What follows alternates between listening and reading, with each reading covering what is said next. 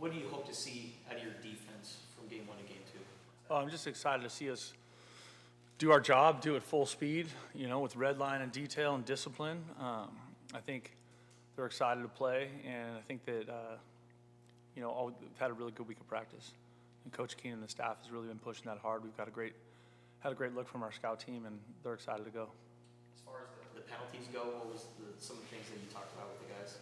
Just talked about, how damaging kind of those self-inflicted wounds are, and, understanding that everybody on the field, from the head coach to the trainer and everybody in between, has a responsibility, and no one's worth 15 yards. Nobody. Michael and Jason. Even the best offensive line prospects often don't play as true freshmen because there's so much development required at that position. Matthew Lotto came in this last game and played a bunch of snaps after he had an injury. What has he shown you to put himself in that position, and what are the challenges that an incoming offensive lineman faces to play as a true freshman? Yeah, he's a really neat young man. Obviously, he's got a long way to go. He's really grown a lot in that body kind of in the last 7 months. So that part of it is like part of his developmental process. Every freshman wants to play. I think the hard part is that there's just a developmental process to getting good at college football, and so sometimes when a freshman has to play early, it accelerates that development. But there's some tough lessons in there, and I'm sure that we're going to do everything we can to bring him along the right way. But there's going to be some tough moments for him. It's just the nature of it. You're going against guys that are 4 or 5 years older than you, and guys that have been playing for at least that long, and have more experience on this level. Jason and Brian. You had mentioned after the game the amount of tackling you did throughout camp. Now that the season has started, what's your approach there, especially after a game where maybe you missed more tackles than you would have liked to see? Well, a lot of that has to be with guys doing their job and being in position to make a play, and so I think some of that, and not just being where they're supposed to be in terms of schematically, but being where they're supposed to be in terms of their body posture, and whether that's bent knees or under control when they get to the point of attack, not just flying by, stuff like that. So you try and do a lot of that in practice, and give yourself a chance to work on angles and kind of form tackling and the proper way to tackle and the proper position to be in. But it's definitely something that's hard to simulate, and I think coaches across America are having this conversation every single off-season, in-season, because you're trying to create the most safe practice environment you can, but also get kind of the required physical work you need to get done, and it's a challenge.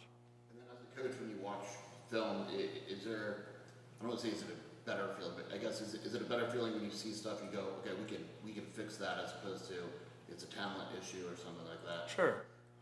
We always want to operate in the space where we control. What do we control?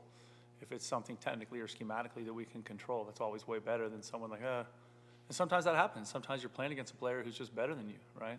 And then you got to do a good job with getting population of the football, or having a good, idea on how you want to play that person.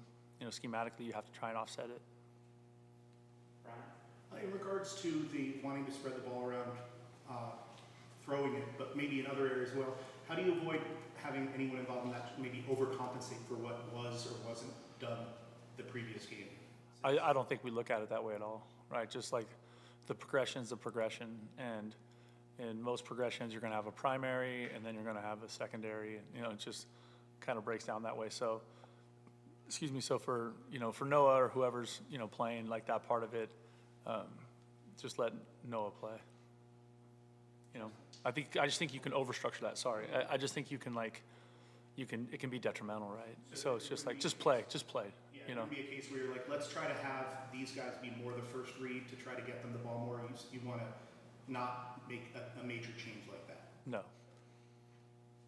Justin and then Mike. Just what have you seen out of NAU on film? It's hard. You only you have one game, and it's a new staff and that kind of stuff. In some ways they're probably saying some similar stuff about us, except that defensively we're like we were a year ago. So, but I think we got to spend a chance to spend some time with this coaching staff. They had a camp this summer, and we went down there and worked it as a staff. It's a really good group of guys. They're really, really sharp. I think they have good players, and I think anytime you play one of these games, it's always complicated. You know what I mean? Because for their roster and their team, it's obviously a really, really big game. And for our roster and our team, it's a big game, but it doesn't feel the same as a Big 12 game. You know what I mean? So I think that's just me being honest. And so making sure our players understand the importance of that, because every team you line up against now in college football can beat you. It doesn't matter. It's every single team you line up against, every single week.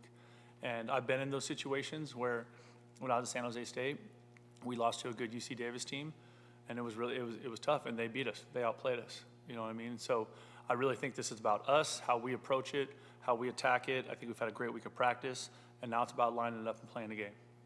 Now, what do you think about the turnover sword? The what? The turnover sword that you guys I think it's have? cool. I think it's cool. I think it's a cool tradition that it's been here for a little while, and I think it's awesome. Michael and Troy. That jumbo package that you guys used, is that something that you used at San Jose State? Or was that something that someone? Similar, yeah, similar. Yep. Does it have a name? No, no. I'm not afraid. The game was really long this last week. I don't know if you felt that. Yeah. There were a lot of stoppages and replay. Do you have any idea why, like, it went that way? And if there's certain things that maybe could be. You know, I think first whenever you play on big networks, there'll be times where you have 4 timeouts a quarter, and so that's going to always impact the length of the game. And then I think last week there was a lot of reviews, and so those reviews take time. So nothing more than that. It doesn't really matter to us. Like, we got to play from start to finish. So but I know it was long, and I know the games didn't start late. But I appreciated how the crowd showed up. I appreciated how they stayed and rallied, and the Zona Zoo was awesome, and our fans were awesome. And I think that's one of those things I've been talking about all off season is that in this new conference we're going into, every stadium is going to be full, like 100% of the time. You know what I mean? And we need to create that same environment here in Arizona Stadium. So when our opponents, when NAU shows up here on Saturday night, or when our opponents show up here down the road, they have to feel what that feels like.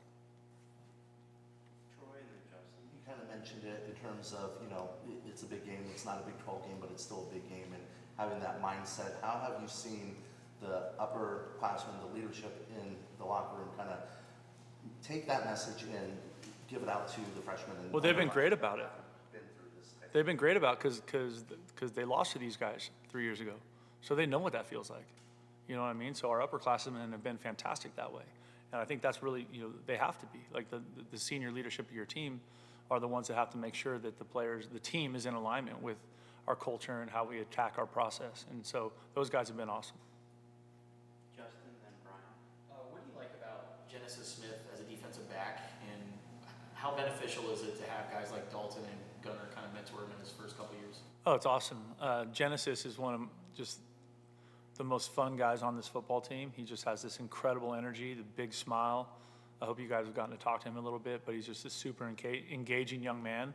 His parents are amazing. He's got a bunch of siblings. They just like the happiest family on the planet.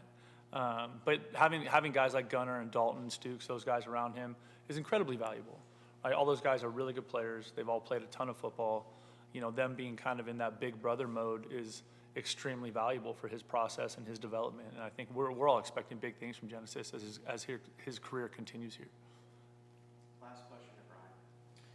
With you having a shorter week next week, if this game gets to a point where you feel like the outcome is not in doubt, will you be quicker to sub out the starters so that because they have less time to recover?